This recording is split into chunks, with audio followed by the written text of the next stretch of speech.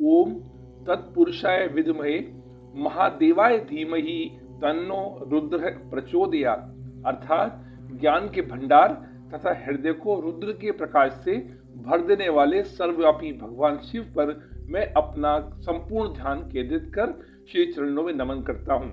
हिंदू मंत्रों में रुद्र गायत्री मंत्र बहुत शक्तिशाली है, जिसका जाप करने से मन की शांति और ज्ञान का अपार प्रकाश मिलता है। बंधुजनों, शास्त्रों में कहा गया है कि मिट्टी या पाषाण से करोड़ गुना अधिक फल स्वर्ण निर्मित शिवलिंग के पूजन से मिलता है। स्वर्ण से करोड़ गुना अधिक मणि और मणि से करोड़ गुना अधिक फल बाणलिंग नर्मदेश्वर के पूजन से प्राप्त होता है। नर्मदा नदी से निकलने वाला हर पत्थर घर में स्थापित किया जाने वाला पवित्र, चमत्कारी और साक्षात शिव स्वरूप नर्मदेश्वर शिवलिंग है, जिसको बाणलिंग भी कहते हैं। जहाँ इसकी पूजा अत्यंत फलदायी है, वहीं इस शिवलिंग को स्थापित करते समय प्राण प्रतिष्ठा की आवश्यकता नहीं होती है। बंधुजनों, तो आइए हम सब सहृदय दिव्य श्री बाणलिंग नर्मदेश्वर अर्थात नर्मदा नदी का हर पत्थर शिवलिंग कैसे है की महिमा की व्याख्या का श्री गणेश करते हैं। हमारी आपसे करबद्ध निवेदन है, कृपा कर वीडियो को अंत तक श्रवण कर लाइक, सब्सक्राइब तथा शेयर कर अनुग्रहित करें। ओम नमः शिवाय। बंधुजनों, नर्मदेश्वर शिवलिंग परिवार का मंगल कर समस्त सिद्धियों व स्थिर लक्ष्मी को देने वाला है। अतः गृहस्थ जीवन में नर्मदेश्वर शिवलिंग की पूजा प्रतिदिन करनी लाभदायक बताई गई है।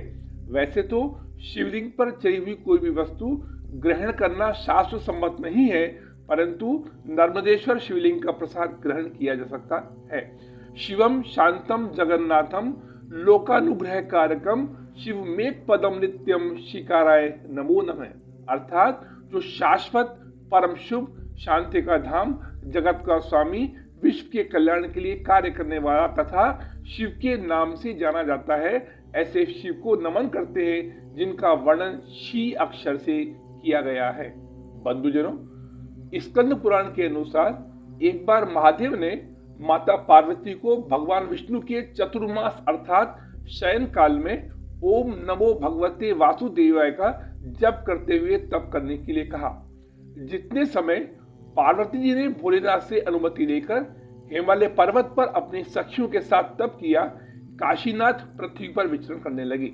एक समय की बात है, भगवान शंकर विचरण करते हुए यमुना तट पर पहुंच गए। यहाँ यमुना जी की उछलती हुई तरंगों को देखकर उनका स्नान करने का मन हुआ। जैसे ही वे जल में घुसे, उनके शरीर के तेज के प्रभाव से यमुना मैया का जल काला हो गया। फलस्वरूप अपने श्यामल रूप को देखकर यमुना जी प्रकट हुई और त्रिपुरारी महादेव की स्तुति की। अतः शंकर जी ने प्रसन्न हो आशीर्वाद दिया कि यह क्षेत्र हर तीर्थ कहलाएगा तथा इसमें स्नान करने से मनुष्य के पाप समूल नष्ट हो जाएंगे। बंधुजनों, तत्पश्चात भगवान शिव माथे पर त्रिपुंड लगाए, बड़ी हुई जटाओं के साथ हाथ में डमरू लिए मनोहर दिगंबर रूप में यमुना किनारे मौज में मुनियों के घरों में गीत गाते, नृत्य करते फिर रहे थे। कभी वे हंसते थे, कभी क्रोध करते थे और कभी मौन हो जाते थे। भगवान शिव कामदेव अर्थात प्रेम पर विजय प्राप्त वह देव हैं जिन्हें दिगंबर रूप में देखा जाता है तथा कई बार इस रूप के गलत अर्थ भी निकाले जाते हैं। नागेंद्र हाराय त्रिलोचनाय भस्मांग रागाय महेश्वराय नित्याय शुद्धाय दिगंबराय तस्मै नकाराय नमः शिवाय। अर्थात जिनके कंठ में सर्पों का आहार है, जिनके 3 नेत्र हैं, भस्मी जिनका अंग राग है और दिशाएं ही जिनका वस्त्र है, अर्थात जो दिगंबर निर्वस्त्र है, ऐसे शुद्ध अविनाशी नयकार स्वरूप महेश्वर शिव को नमस्कार है।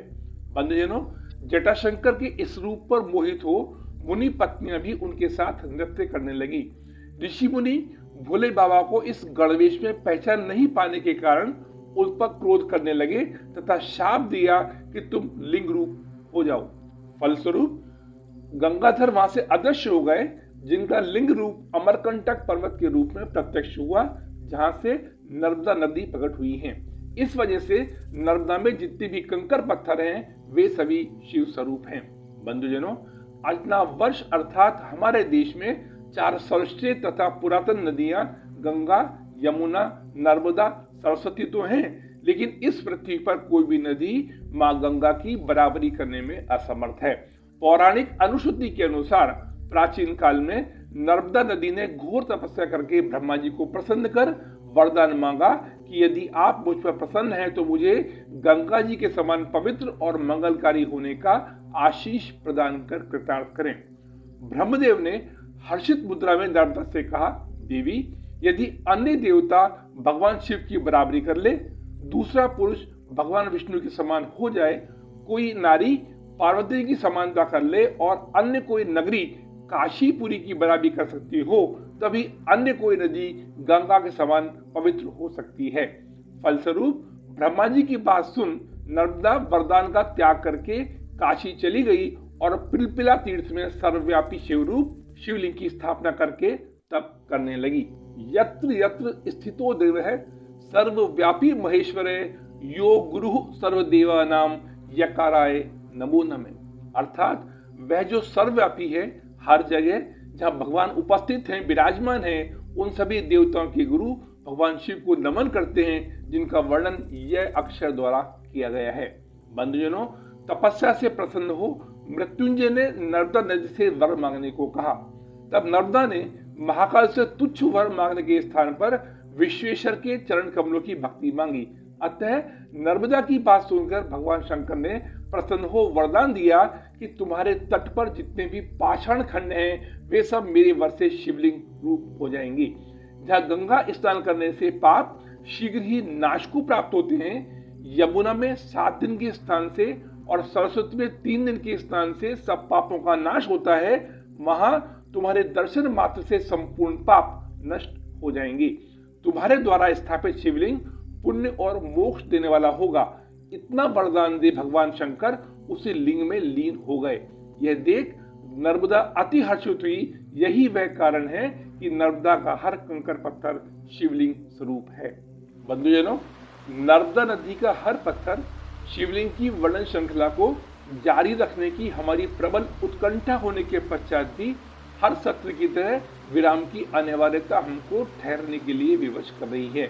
अतः हम गंगाधर शिव के श्री चरणों में भावपूर्ण नमन के साथ बुढ़ापा तथा जन्म के दुख समूहों से विचलित व दुखी जनों की रक्षा की कामना के साथ प्रार्थना करते हैं। हे शिव शंकर, हे भोलेनाथ, यद्यपि हम योग, जाप तथा आपकी पूजा विधि नहीं जानते हैं, फिर भी जैसे हैं हम आपकी ही संतान हैं।